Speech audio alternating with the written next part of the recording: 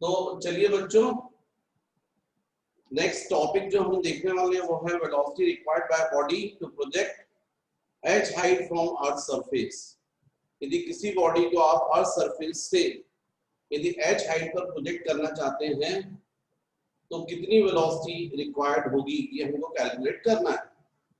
तो एक सिंपल सा कैलकुलेशन होगा बच्चों, ये हो गया अर्थ और हमको मालूम है ये बॉडी, यहाँ पर कोई बॉडी है अर्थ सरफेस पर और यहां से आप h हाइट पर प्रोजेक्ट करना चाहते हैं A टू B। ये हो गया आपका अर्थ का रेडियस। तो डेफिनेटली यदि आप प्रोजेक्ट करना चाहते हैं तो आप यहां से कुछ वेलोसिटी प्रोवाइड करेंगे और उसके कारण बॉडी यहां पर आएगी। तो bye law of conservation of energy total energy जो A पॉइंट पर होगी वही तो टोटल एनर्जी B पॉइंट पर होगी। तो हम लोग बोलेंगे by law of conservation of energy total energy at A is equal to total energy at B।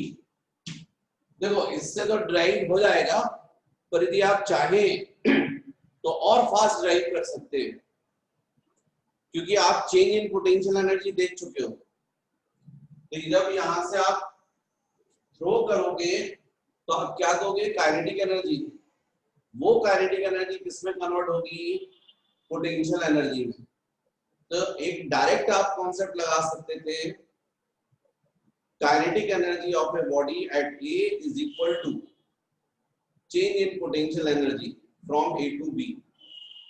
तो आप या तो डायरेक्ट उस कॉन्सेप्ट से भी इसको कर सकते हो या इससे कर सकते हो bye law of conservation of energy. तो इससे भी करोगे तो बोलोगे टोटल एनर्जी एट A। तो A पर टोटल एनर्जी क्या होगी, potential energy at A plus kinetic energy है। भाई यहां से आप थ्रो कर रहे हो ना किसी वेलोसिटी से तो काइनेटिक एनर्जी दोगे, और जब A पर था तो ऑलरेडी उसके पास तो क्या थी, पोटेंशियल एनर्जी थी, potential energy at earth surface. उसके बाद वो बॉडी कहां पहुंच गई, B पर। तो आप बोलोगे UB plus KB, potential energy at B plus kinetic energy at B। लेकिन जब बॉडी यहां से यहां पहुंच गई है इसका मतलब यहां वेलोसिटी क्या हो गई है, 0। इसका मतलब काइनेटिक एनर्जी एट B कितना रहेगा, 0। तो फिर इसका मतलब हम लोग बोल सकते हैं UA plus KA is equal to UB plus 0, क्योंकि हमको मालूम है KB इज इक्वल टू 0। यहां पर जाकर वेलोसिटी 0 हो गई। इसका मतलब kinetic energy at A is equal to UB minus UA। मतलब kinetic energy at A is equal to change in potential energy. Kinetic energy जो आपने A पॉइंट पर प्रोवाइड किया बॉडी को हो जाएगा हाफ mv स्क्वायर। बॉडी का mass half m into v square. और चेंज इन पोटेंशियल एनर्जी आप लोगों ने लास्ट क्लास में लास्ट वीडियो में देखा था mgh अपॉन 1 प्लस h/r। ये मैंने आपको डिराइव करके दिया था, ये मैंने आपको बताया था कि जब बॉडी A से B पर पहुंचती है तो अर्थ सरफेस से h हाइट पर पहुंचेगी तो पोटेंशियल एनर्जी में कितना चेंज होता है, mgh अपॉन 1 प्लस h/r। तो इसका मतलब बच्चों m कैंसिल हो गया और v square is equal to cross multiply करोगे तो 2gh अपॉन 1 प्लस h/r। ये फॉर्मूला मिल गया, दोनों तरफ स्क्वायर रूट ले लीजिए। तो v is equal to root over 2gh upon 1 plus h/r। किसी भी बॉडी को यदि h हाइट पर आप प्रोजेक्ट करना चाहते हो तो आपको इतनी वेलोसिटी उसको प्रोवाइड करनी पड़ेगी, तब वो बॉडी अर्थ सरफेस से कहां पहुंचेगी, h हाइट पर। लेकिन यदि आप किसी बॉडी को थ्रो कर रहे हो मात्र अर्थ सरफेस से 100 मीटर डिस्टेंस पर ये 200, तो बच्चों ये 100 200 जो है ना, ये तो अर्थ के रेडियस के कंपेयर में नेग्लिजिबल है। अर्थ का रेडियस बहुत ज्यादा होता है 6400 किलोमीटर, जिसका मतलब 6.4 इंटू 10⁶ मीटर, बहुत ज्यादा है। तो इस कंडीशन में कि h की वैल्यू काफी कम है, h is very small than r, तो definitely h by r it is tends to 0, negligible आएगा ये h by r, 0.000 कुछ आएगा, और 1 के साथ ऐड करोगे तो कोई फर्क नहीं पड़ेगा, तो ज्यादा बेटर h by r को हम लोग नेग्लेक्ट कर सकते हैं। तो v is equal to √2gh। तो जो आपका मोशन इन वन डायमेंशन था first chapter, sorry motion in one dimension, ये फर्स्ट चैप्टर तो आपका अलग हो गया। मोशन इन वन डायमेंशन में आपको बोला जाए किसी बॉडी को h हाइट तक थ्रो करना है तो कितनी वेलोसिटी रिक्वायर्ड होगी, तो आप यही फॉर्मूला लगाते थे ना, v² = u² + 2as। अब बॉडी को आप थ्रो कर रहे हो u वेलोसिटी से और h हाइट तक गया हो, तो फाइनल वेलोसिटी क्या बोल देते थे, 0। तो फिर यहाँ पर वैल्यू रखते थे, तो v की वैल्यू 0, u² + 2, अपवर्ड जा रहा है तो g डाउनवर्ड, इसलिए आप बोलते हैं -g और s का मतलब h, फिर ये हो गया -2gh, इसको ट्रांसफर करोगे तो u² = 2gh, तो u = √2gh, और उस बेसिस पर आप आंसर निकाल लेते थे। तो वहां जो आप थ्रो कर रहे थे, तो बॉडी को आप कहां थ्रो कर रहे थे, स्मॉल हाइट पे, तब वो फॉर्मूला आ रहा था, तो यही वाला फॉर्मूला आ रहा था, v = √2gh। लेकिन आप सैटेलाइट लॉन्च करना चाह रहे हो, सैटेलाइट थ्रो कर रहे हो, आप लॉन्च कर रहे हो, आप आर्टिफिशियल सैटेलाइट तो बहुत ज्यादा हाइट पर रहता है अर्थ सरफेस से, तो उसके लिए बहुत ज्यादा वेलोसिटी रिक्वायर्ड होगी। तो उस कंडीशन में आपका ये पूरा कॉन्सेप्ट लगेगा, इससे वेलोसिटी निकलेगी, इससे नहीं निकलेगी। ये केवल इस कंडीशन में है जब हम किसी बॉडी को अर्थ सरफेस से स्मॉल हाइट पर थ्रो करते हैं। यदि आप ज्यादा हाइट पर थ्रो करना चाहते हो तो ये पूरा फॉर्मूला जो है वो यूज का है, राइट। तो किसी भी बॉडी को यदि अपन h हाइट तक थ्रो करना चाहते हैं तो रिक्वायर्ड वेलोसिटी होनी चाहिए v = √2gh/1 + h/r।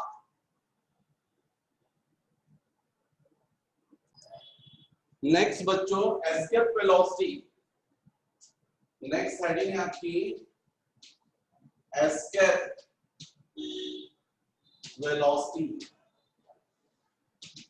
ये एस्केप वेलोसिटी क्या होती है, तो किसी बॉडी को अर्थ सरफेस से हम इतनी वेलोसिटी से थ्रो कर दें कि वो एस्केप कर जाए, मतलब अर्थ के ग्रेविटेशन को क्रॉस कर जाए। एक बार अर्थ के ग्रेविटेशन को बॉडी क्रॉस कर गई तो फिर वो वापस अर्थ पर नहीं आएगी, और उसको अपन मानते हैं फिर एक बार ग्रेविटेशन को क्रॉस करेगी तो इंफिनिटी पर यदि अपन किसी बॉडी को थ्रो करना चाहते हैं तो velocity required by body to escape from earth gravitation is called escape velocity. It is denoted by VE. और हमको बच्चों इसी का फॉर्मूला जो है वो पता करना है कि एस्केप वेलोसिटी जो है उसका फॉर्मूला क्या है, इसकी वैल्यू कितनी होती है, ये हमको देखना है। तो मैंने फिर से आपको बोला velocity required by body to escape from Earth's gravitation is called escape velocity. तो मान लीजिए सपोज यहाँ पर कोई बॉडी है, बच्चों ये बहुत इंपॉर्टेंट होता है, जनरली टीचर्स एग्जाम में पूछते हैं। तो यहाँ पर मान लीजिए कोई बॉडी है अर्थ सरफेस पर, और यहां से आप इसको थ्रो करना चाहते हो, इतनी वेलोसिटी से थ्रो करना चाहते हो कि बॉडी जो है वो अर्थ की ग्रेविटेशन को क्रॉस कर जाए, मतलब इंफिनिटी पर पहुंच जाए। तो जो रिक्वायर्ड वेलोसिटी होगी उसको हम लोग बोलेंगे एस्केप वेलोसिटी। तो बहुत सिंपल हम बोल सकते हैं यहाँ पर टोटल एनर्जी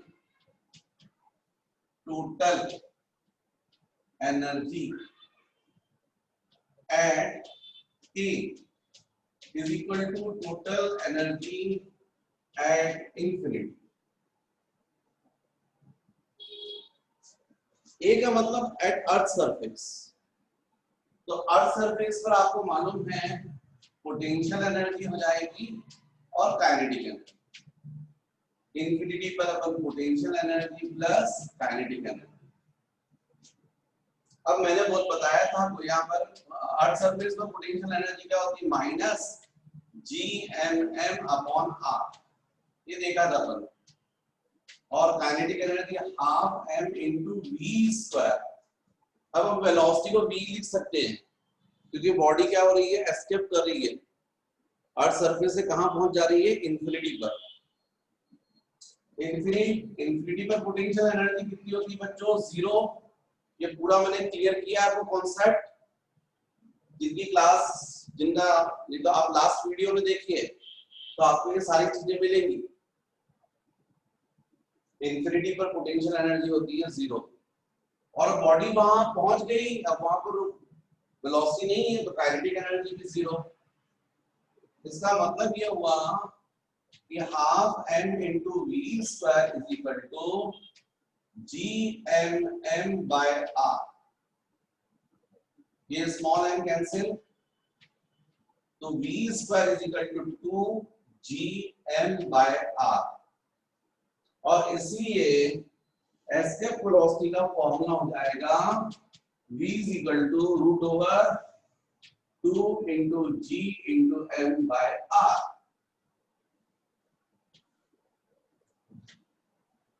लेकिन small g is equal to क्या होता है, small g is equal to होता है GM by R स्क्वायर।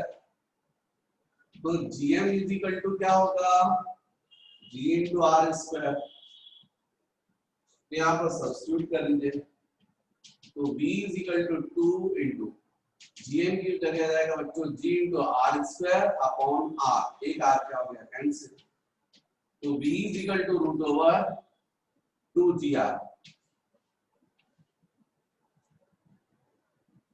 यहाँ पर स्मॉल g जो है उसकी वैल्यू होती है 9.81 और अर्थ का रेडियस जो है 6.4 इंटू 10 टू द पावर 6। यदि इन वैल्यूज को यहाँ पर सब्स्टिट्यूट कर दिया जाए तो एस्केप वेलोसिटी की वैल्यू निकल आएगी। और ये होती है बच्चों एस्केप वेलोसिटी 11.2 किलोमीटर पर सेकेंड। किलोमीटर पर आवर नहीं बोल रहा हूं मैं, किलोमीटर पर सेकंड बोल रहा हूं मैं। जब आप किसी बॉडी को थ्रो कर देंगे 11.2 किलोमीटर पर सेकंड की स्पीड से, ये बच्चों मामूली स्पीड नहीं है। आपको न्यूमेरिकल वैल्यू थोड़ा छोटी दिखाई दे इसलिए ऐसा करके बताया है। आप यदि किलोमीटर पर आवर में इसको निकाल कर देखेंगे तो अपने आप आपको समझ में आ जाएगा कि कितनी हाई स्पीड है। वो जो 1 डिनोमिनेटर में सेकंड है ना, उसको आवर्स में कन्वर्ट करो तो आपको मालूम है 1 hour is equal to 3600 second. तो 1 second is equal to 1 upon 3600 hour. जैसे आप रखोगे तो वो क्या होगा, 3600 जो है वो न्यूमरेटर में जाएगा, 11.2 के साथ मल्टीप्लाई होगा। तो 11.2 इंटू 3600 किलोमीटर पर आवर, बहुत हाई स्पीड आ जाएगी। इतनी हाई स्पीड से किसी बॉडी को थ्रो करना टफ होता है,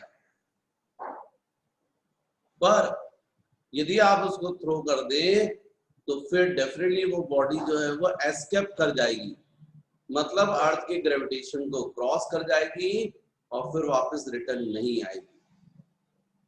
राइट? ये जैसा मैंने आपको अर्थ के लिए बताया, सेम फॉर्मूला आपका दूसरे प्लैनेट्स के लिए भी होगा। बस फर्क है कि वहां पर जो भी स्मॉल जी की वैल्यू होगी उस वैल्यू को आपको सब्स्टिट्यूट करना पड़ेगा, और वहां जो उस प्लैनेट का रेडियस होगा उसकी वैल्यू।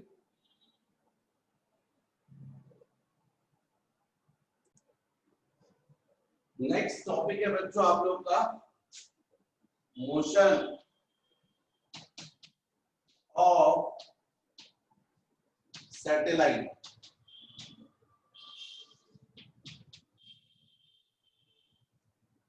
कोई भी बॉडी जो प्लैनेट के अराउंड रिवॉल्व करेगी उसको हम बोलेंगे सैटेलाइट। इसका मतलब सैटेलाइट्स के टू डिफरेंट टाइप्स होंगे, एक नेचुरल सैटेलाइट और एक आर्टिफिशियल सैटेलाइट। तो हर प्लैनेट के अपने सैटेलाइट्स होते हैं, और अर्थ का नेचुरल सैटेलाइट जो है वो मून है, अर्थ के अराउंड रिवॉल्व करता है। इसी तरीके से हम the man made satellites are called artificial satellite और जियोस्टेशनरी सैटेलाइट और सिंक्रोनस सैटेलाइट, उनको बोलते हैं अपन आर्टिफिशियल सैटेलाइट्स। हालांकि दोनों का बेसिक कॉन्सेप्ट सेम है। भाई यदि मान लीजिए सपोज ये प्लैनेट है, फॉर एग्जांपल अर्थ, और अर्थ का मास हमको मालूम है सेंटर पर कंसंट्रेट है। ये सैटेलाइट है और सैटेलाइट रिवॉल्व कर रहा है around earth.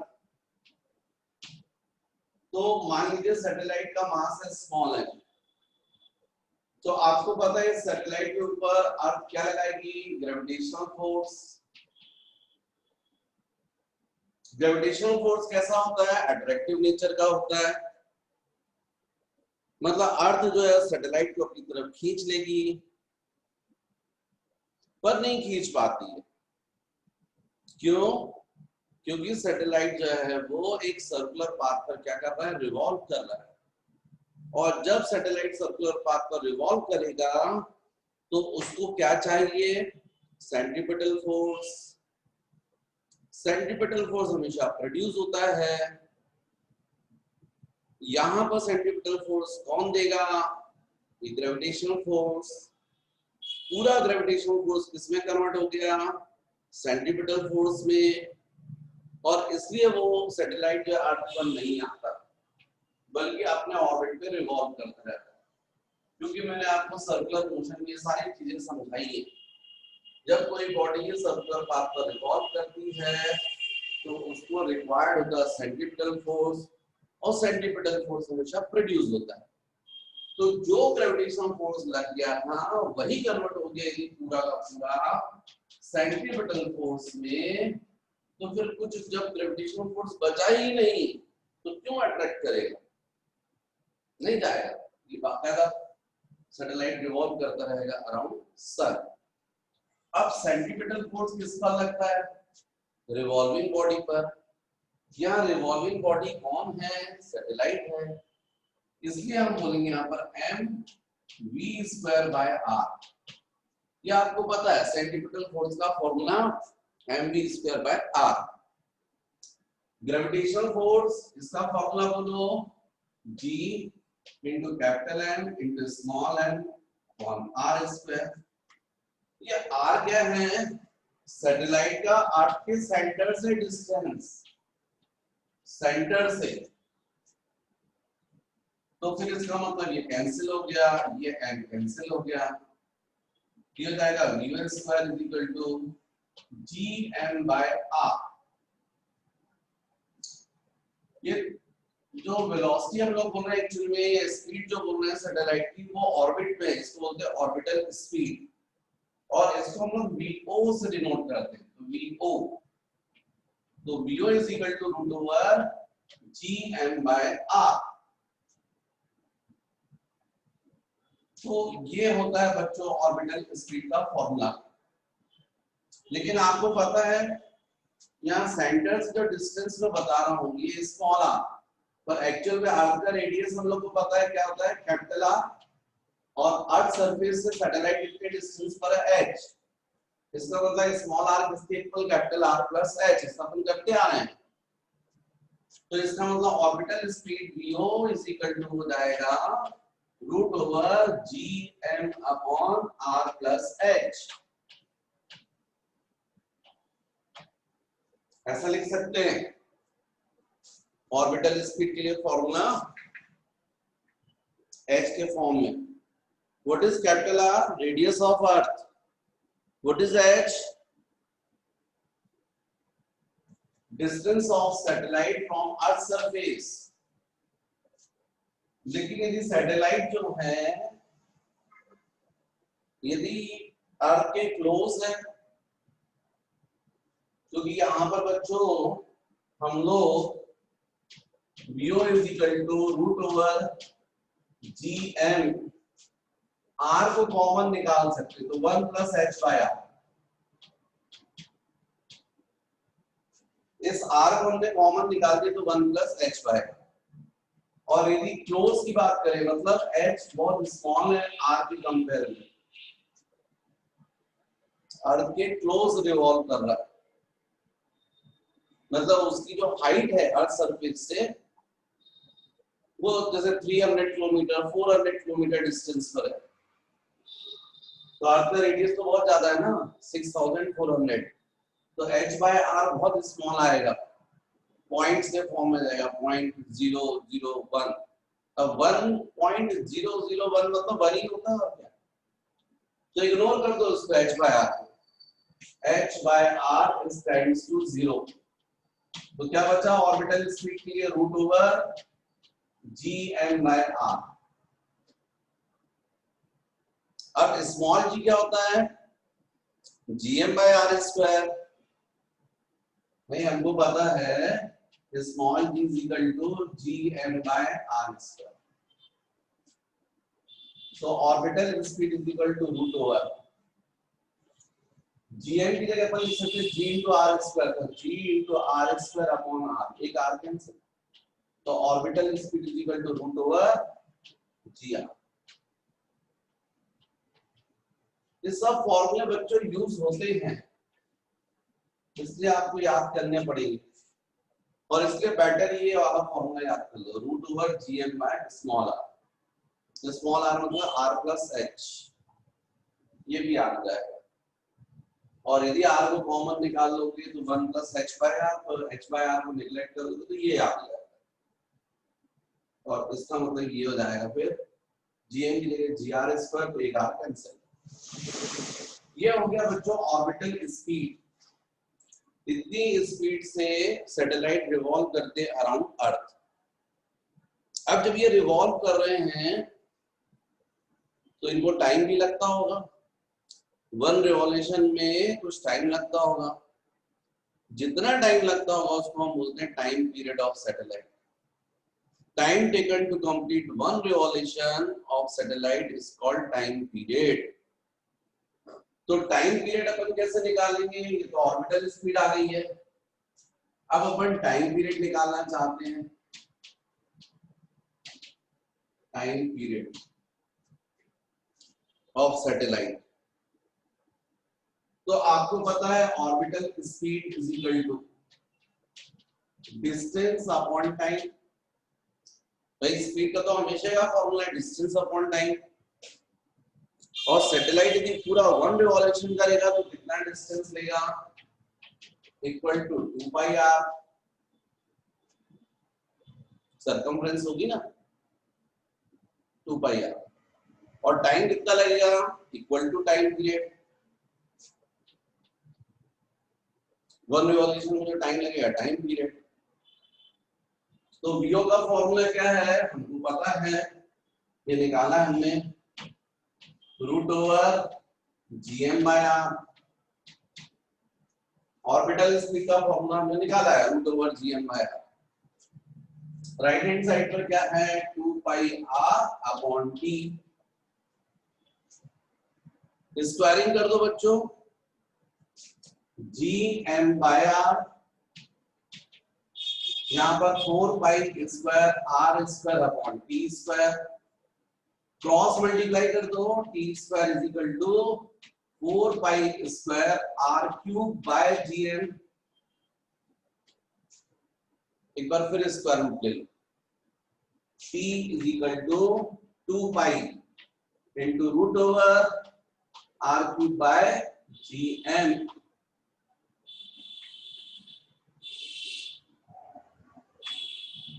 t is equal to 2 pi into root over r cube by gm। तो ये फॉर्मूला होता है बच्चों time period of revolution of satellite. तो बच्चों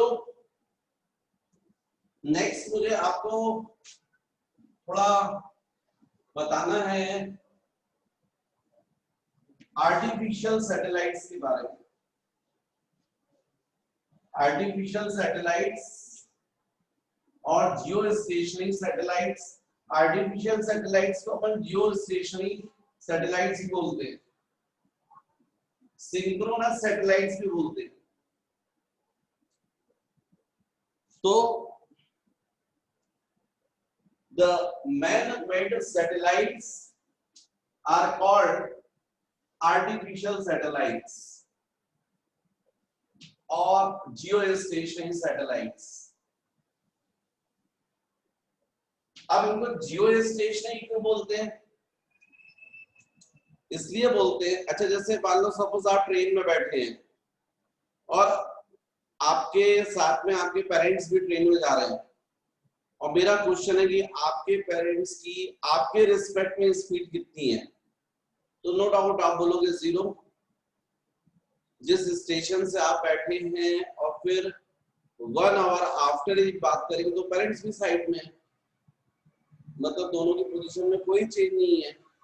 भले ट्रेन जो है स्टेशन से दूसरे स्टेशन में पहुंच गई, भले आप दोनों भी एक स्टेशन से दूसरे स्टेशन पहुंच गए, लेकिन एक दूसरे के रिस्पेक्ट में तो वही है।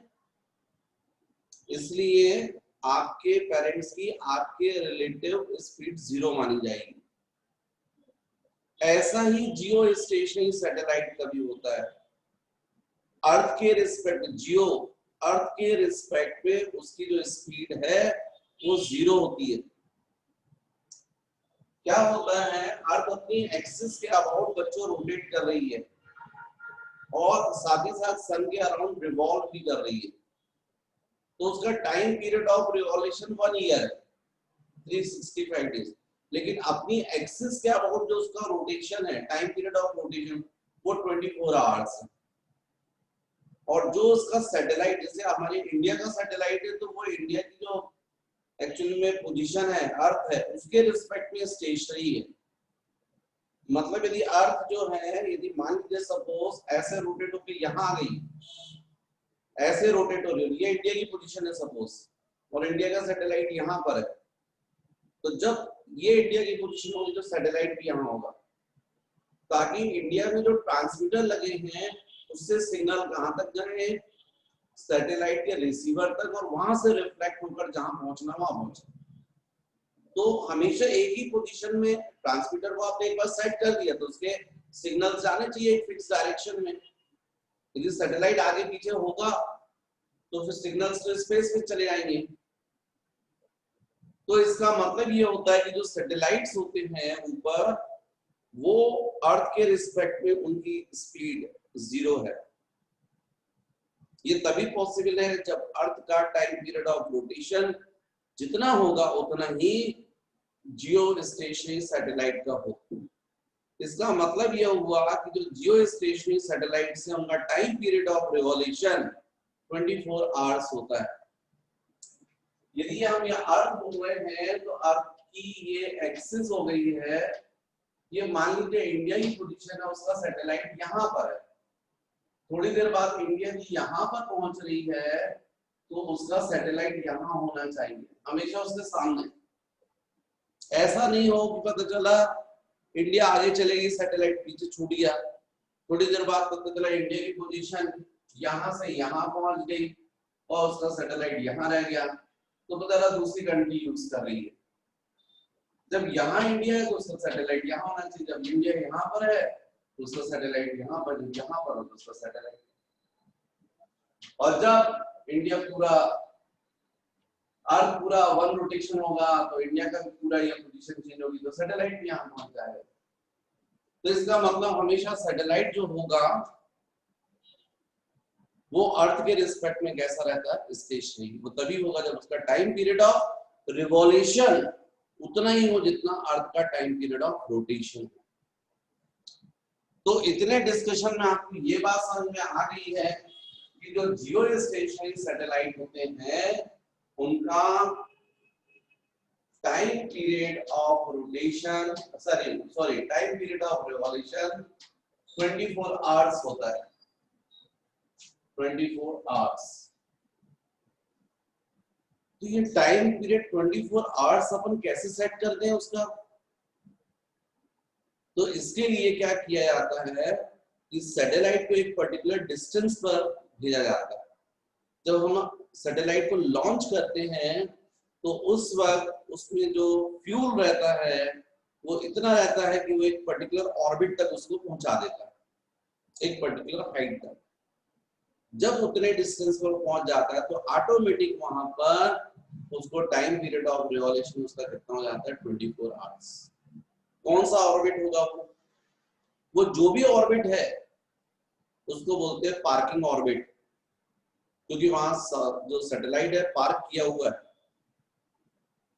और उसका अर्थ के सरफेस से कितना डिस्टेंस है तो अपन कैलकुलेट कर सकते हैं। तो हमको मालूम है, मैं यहाँ पर आर्टिफिशियल सैटेलाइट के लिए बात कर रहा हूँ for Jio stationery, for geostationary satellite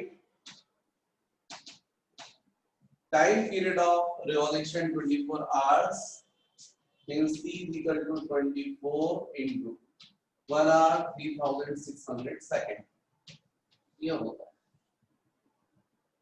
और ये अर्थ है और ये मान लीजिए suppose satellite,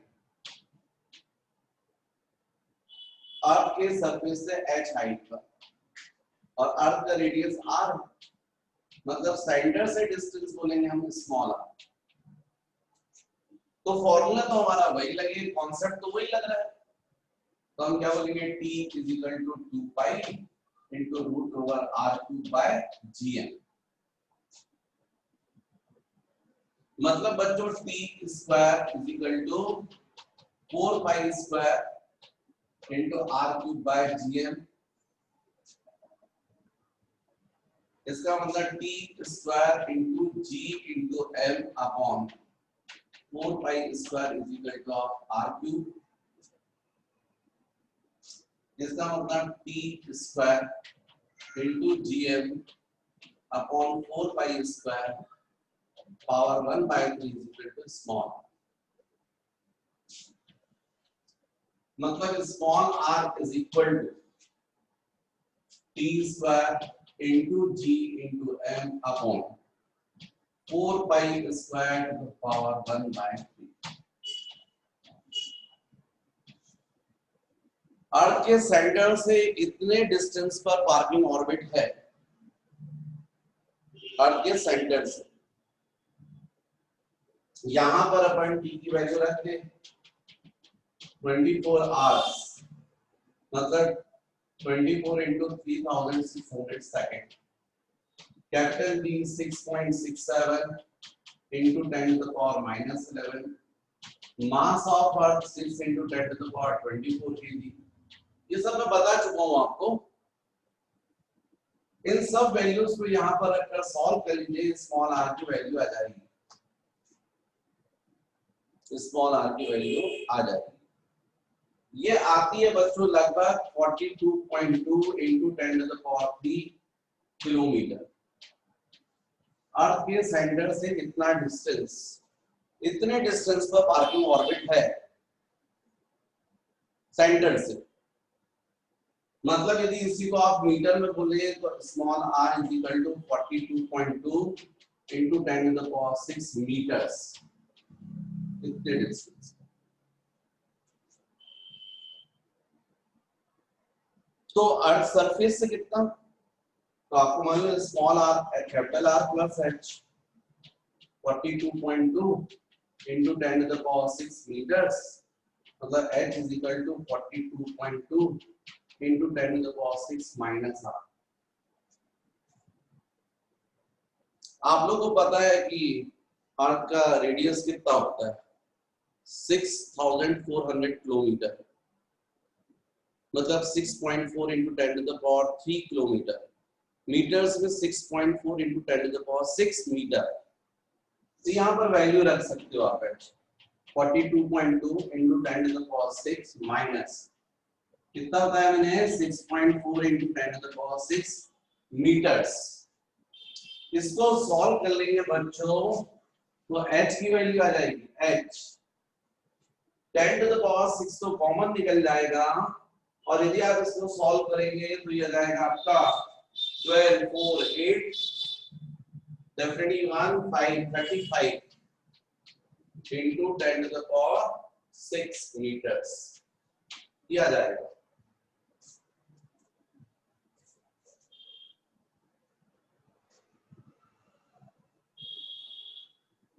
(35.8 into 10 to the power 6 metre, मतलब h is equal to 35.8 into 10 to the power 3 kilometer। What is h? Distance of satellite from Earth surface।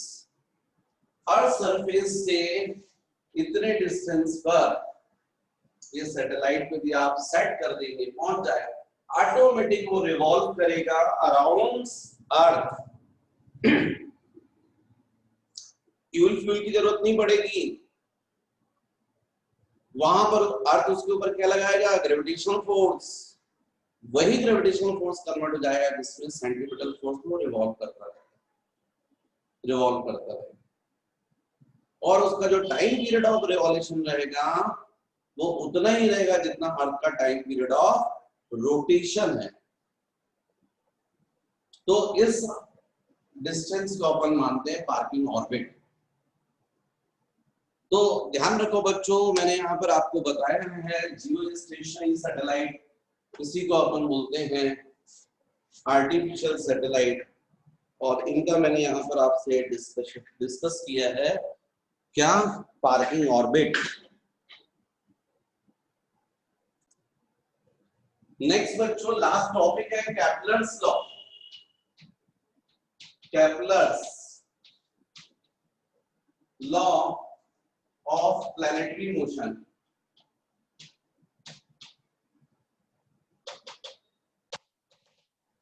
Kepler's law of planetary motion. तो बच्चों एक्चुअली में Kepler's ने law दिया है कि सारे जो प्लैनेट्स हैं वो रिवॉल्व कर रहे around sun on an elliptical path. Ellipse ऐसा होता है, तो बच्चों ये सन की पोजीशन जो होती है वो यहाँ है, और ऐसे इलिप्टिकल पाथ के लिए प्लैनेट्स रिवॉल्व कर रहे हैं सारे। जो इलिप्स होते हैं बच्चों उसमें दो सेंटर होते हैं, उनको फोकस बोलते हैं, तो उनमें से एक फोकस पर सन की पोजीशन है। तो फर्स्ट लॉ ये है Kepler's law of planetary motion, all planets revolves around sun on an elliptical path and sun is one of its foci। सन जो है वो इन दो में से एक फोकस पर है। तो ये फर्स्ट लॉ। सेकंड लॉ ये है the aerial speed of planets it remains constant। मतलब जब यहाँ पर प्लैनेट है और यहां से यहां पहुंच रहा है किसी टाइम में, तो यदि मान लीजिए इतना एरिया कवर कर रहा है, तो जब प्लैनेट यहां पहुंचेगा तो सेम टाइम में भी इतना एरिया कवर करेगा, इतना ये है। यहाँ पर डिस्टेंस ज्यादा है, तो जितना एरिया कवर कर रहा है वो सेम टाइम में यहाँ पर उतना ही एरिया कवर करेगा। अब ये तो डिस्टेंस कम है तो स्वाभाविक उसको फास्ट चलना पड़ेगा, पर एरिया जो रहेगा वो हमेशा कैसा रहेगा constant. Areal speed area covered upon time. it remains constant. This is second law for Kepler's law of planetary motion. And third, T square, it is directly proportional to R cube.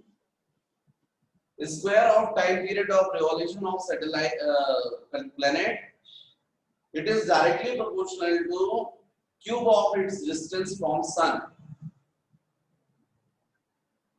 भाई अपन को मालूम है, जैसे अभी अपन ने satellite के लिए बात की थी ना, अर्थ के अराउंड सैटेलाइट रिवॉल्व कर रहा है, सेम केस तो यहाँ भी बन रहा है ना। यहाँ पर सन के अराउंड जो है वो प्लैनेट रिवॉल्व कर रहे हैं सर्कुलर पाथ पर लगभग एवरेज। तो उस कंडीशन में भी टाइम पीरियड का फॉर्मूला सेम लगेगा, t is equal to 2 pi into root over r cube by gm। बस फर्क ये है कि यहाँ पर कैपिटल एम अपन वहां पर बोल रहे थे मास ऑफ अर्थ, अब बोलना पड़ेगा मास ऑफ सन, क्योंकि अर्थ की जगह अब सन आ गया है और सैटेलाइट की जगह पर प्लेनेट आ रही है। तो ये कैपिटल एम जो रहेगा वो क्या कहलाएगा, मास ऑफ सन। वो फिक्स है, कांस्टेंट है, जी फिक्स है। यदि इसको आप स्क्वायर करोगे तो स्क्वायर रूट हट जाएगा, ये क्वांटिटी पूरी कांस्टेंट है और इसलिए t square is directly proportional to q। तो ऐसे 3 लॉ दिए हैं, मतलब जब ये डिस्टेंस ज्यादा रहेगा तो टाइम पीरियड भी ज्यादा रहेगा। टाइम पीरियड ज्यादा का मतलब स्लो होना, सैटेलाइट स्लो चलेगा। भाई time taken to complete one revolution is called time period. ज्यादा टाइम लग रहा है मतलब स्लो हो रहा है। तो जब ये सन से ज्यादा डिस्टेंस पर आएगा प्लेनेट तो उसकी स्पीड कम रहेगी, लेकिन जब शॉर्ट डिस्टेंस पर आएगा तो स्पीड ज्यादा हो जाएगी। तो एक्चुअली ये 3 लॉ हैं Kepler's law for planetary motion. First law, all planets revolves around sun on an elliptical path and sun is one of its foci. Second, the aerial speed of planets, it remains constant.